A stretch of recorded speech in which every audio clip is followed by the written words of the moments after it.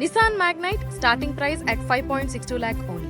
For offers and test drive, visit the Orange Nissan Visakhapatnam. 24న ఉదయం 10 గంటలకి phone చేసి మీ పాపకు సీరియస్గా ఉంది తొందరగా రండి అనుకోనంటే నేనేం చెప్పాను, పాపకు సీరియస్గా ఎందుకు ఉంటుంది, బాగానే ఉంది కదా పిల్లకి నువ్వు తీసుకెళ్ళినప్పుడు ఎందుకు సీరియస్గా ఉంది అనుకోనంటే లేదు కడుపులు నొప్పి అంటుంది, గుండెల నొప్పి కడుపుల నొప్పి కళ్ళు తిరుగుతున్నాయి అనుకొని అంటుంది, బాగా సీరియస్గా ఉంది తొందరగా రండి అనుకోనంటే నేనేం చెప్పాను, పాపకి హాస్పిటల్ ఉంది కదా దగ్గర పాటు చూపించండి అనుకొని చెప్పాను. అయితే లేడీస్ కదా నేను ఎలాగ తీసుకెళ్తాను హాస్పిటల్కి, తను లేడీస్ కదా నేను తీసుకెళ్ళలేను అనుకొని చెప్పాడు.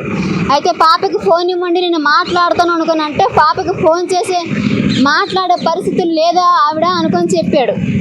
మాట్లాడే పరిస్థితులు లేదు ఆవిడ అనుకొని అంటే నేను అప్పుడు ఏమైంది పిల్లకి ఏమైంది పద అనుకుని అప్పటికే మా దగ్గర చిన్న బండి ఉండేది, ఆ బండి వేసుకొని ఎక్కడికి రావాలనుకుని అంటే మధ్యరాముడిపేట వంగరడ మెట్ట దగ్గర మధ్యరాముడిపేట అక్కడికి తెస్తాను పిల్లకి అనుకుని అంటే పాప చనిపోయింది అనుకుని అప్పుడు కూడా మాకు తెలియలేదు.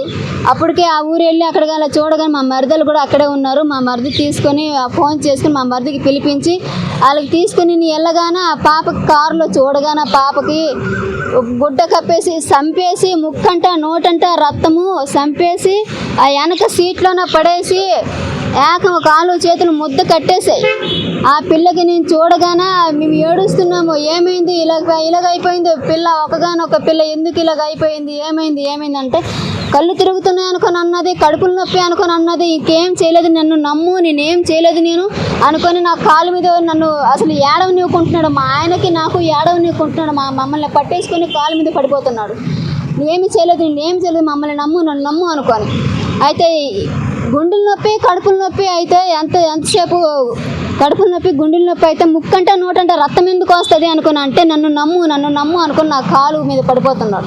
అయితే నేనేం చేశాను, పద ఇంటికి ఇరమండలం అనుకుని అంటే ఇరమండలం వద్దు, మధ్యరాముడిపేటలో మీ మరిదాలు ఉన్నారు కదా అక్కడ దాన పరిచేస్తాంలే, ఉదయం చచ్చిపోయింది పిల్ల కర్ర కట్టేసింది ఇక్కడ దాన పరిచేస్తాం అనుకొని చెప్పాడు అతను.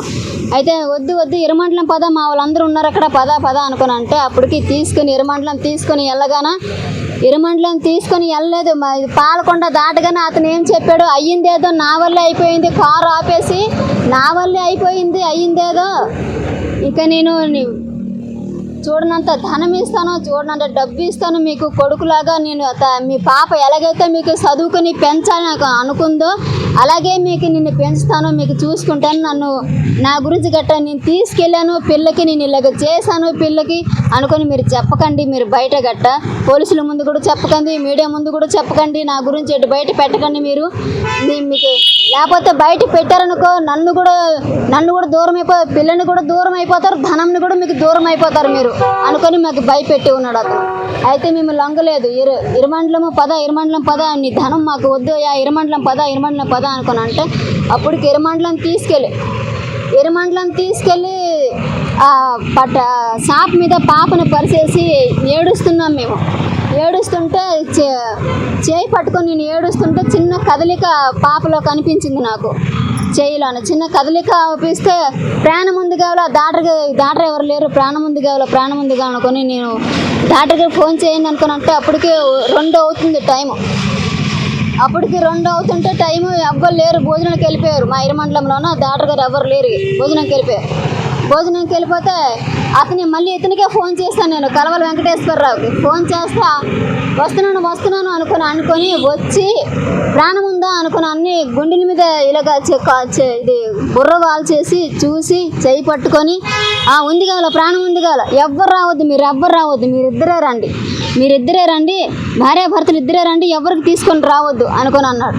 అయితే మా మరిది నేను మా ఆయన ముగ్గురు మా హాస్పిటల్కి తీసుకెళ్ళాము, జేమ్స్ హాస్పిటల్కి, శ్రీకాకుళం జేమ్స్ హాస్పిటల్కి తీసుకెళ్తే అక్కడేమో మేడం చూశారు, అమ్మ ఈ పాపకి ఏమైంది అనుకుని అంటే ఏమో అండి గుండెల నొప్పి అన్నదంట, కడుపుల నొప్పి అన్నదంట, కళ్ళు తిరుగుతున్నాయి అనుకుని అన్నదంట, ముక్కంట నోటంట రక్తం ఎందుకు వస్తుంది నాకు తెలియదండి అనుకుని అంటే ఇది అమ్మ దారుణంగా చంపేశాడు,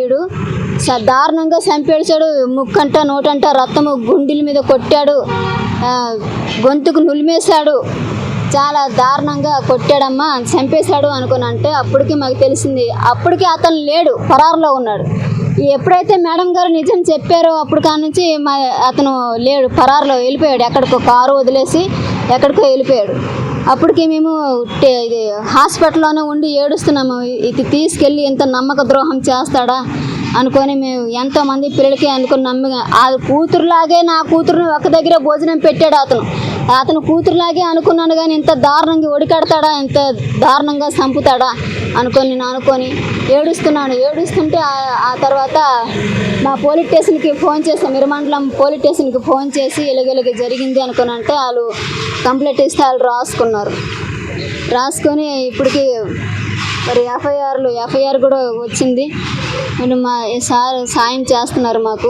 అతనికి ఉరి శిక్ష పడాలి, ఎందుకంటే నాలాంటి తల్లులు, నాలాంటి ఆడపిల్ల తల్లులు ఇంకా చాలామంది ఉన్నారు. నా ఒక్క పాపే పోయిందనుకొని కాదు, కానీ ఇంకా చాలామంది తల్లులు ఉన్నారు, ఆడపిల్లల తల్లు. ఎవ్వరికి అన్యాయం జరగకంటే అతను ఉరి పడిపోతే ఒక మృగం ఎలాంటిదో అతను గొప్ప సైకో మనిషి అతను. అంత దారుణంగా నా కూతురికి రేప్ చేసి చంపాడు. పోస్ట్ మార్టం చేసినప్పుడు బట్టలు ఇప్పేసి తల్లిని కదా నేను చూశాను, చాలా చాలా బాధపడ్డాను నేను. అది చూసి ఆ పోస్ట్ మార్టం చూసి అంత దారుణంగా అతను చేశాడు రేపు. అందు గురించి ప్రతి ఆడపిల్ల తల్లికి కూడా చెప్తున్నాను, అటువంటి మృగానికి బయటికి వదిలేమనుకో ఇక ఎంతోమంది ఆడపిల్లలు నాశనం అయిపోతారు, ఎంతోమంది చచ్చిపోతారు. నిజమండి, ఎంతోమంది చచ్చిపోతారు. మీ అందరికీ నమస్కారం. అతనికి బయటికి వదలొద్దు, అతనికి ఉరి శిక్ష పడాలా.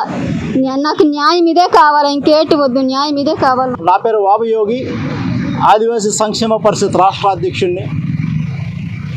మాది శ్రీకాకుళం జిల్లా. గత మార్చి 22వ తారీఖున కలవల వెంకట్రావు అనే వ్యక్తి ఒక ఆదివాసీ మహిళలపై, ఒక మైనర్ బాలిక పైన ఏదైతే ఇన్నోసెంట్ ఫీల్ ఉన్నటువంటి ఆదివాసుల్ని మహిళలకు ఎంచుకుంటూ వాళ్ళు చాలా పేద కుటుంబం నుంచి వచ్చిన వాళ్ళకి చదివిస్తానని పేరుతో అమ్మాయి 10వ క్లాస్ వరకు గిరిజన ఆశ్రమ పాఠశాల వెన్నుల వలస చదువుకుంది, మంచి మార్కులతో పాస్ అయ్యింది. వాళ్ళ దగ్గరగా ఉన్నటువంటి ఏదైతే కన్స్ట్రక్షన్ చేస్తున్నారో అక్కడ కూలి పనులు చేసుకుంటూ వాళ్ళ ఇంట్లో పని చేసుకుని ఈ అమ్మాయిపై కన్నేసి అమ్మాయిని ఎలాగైనా వశపరుచుకున్న ఆలోచనతో చదువు పేరుతో, సరస్వతి నిలవైనటువంటి చదువు పేరుతో గిరిజన అమ్మాయిని తీసుకెళ్ళి ఆ తండ్రికి ఏదైతే ఎస్కోటలో ఎస్విఎస్ కాలేజీలో వొకేషనల్లో జాయిన్ చేస్తున్న పేరుతో చెప్పి అక్కడ జాయిన్ చేసిన తర్వాత మొన్న ఎస్ఎస్ఎల్లోకి ఇంటికి వచ్చిన తర్వాత అమ్మాయి, మీ పాప ఇంట్లో ఉంటే చదువు పాడైపోతుంది, అర్జెంటుగా తీసుకెళ్ళి మా ఇంటికి దిగబెట్టండి, మా ట్యూషన్కి దిగబెట్టండి, దిగబెట్టిన తర్వాత మీకు బాగా చదువుకునే విషయం తీసుకొస్తానని చెప్పిన తర్వాత తండ్రి స్వయంగా 22వ తారీఖున పూర్వం గ్రామానికి తీసుకెళ్ళి దిగబెట్టడం జరిగింది. 22వ తారీఖున దిగబెట్టిన తర్వాత 23 తర్వాత 24వ తారీఖు ఉదయం 10 గంటలకి తల్లికి ఫోన్ చేసి మీ పాప చనిపోయింది అనే విషయం తెలిసిన తర్వాత పోలీసు ఇన్వెస్టిగేషన్ చేశారు. ఈరోజు అరెస్ట్ చేశారు. ఈ కేసు నేషనల్ ఎస్టీ కమిషన్ కూడా సుమోటోగా కేసు బుక్ చేసింది. మేము ఈరోజు ఈ న్యాయమూర్తులకి, ఈ న్యాయవాదులకి మా ఆదివాసీల తరపున ఒకటే కోరుకుంటున్నాం, దయచేసి ఇలాంటి మృగాలకి, ఇలాంటి నీచులకి దయచేసి మీరు బెయిల్కి పిటిషన్ వేయొద్దని చెప్పి 2 చేతులు జోడించి అడుగుతూ ఉన్నాం.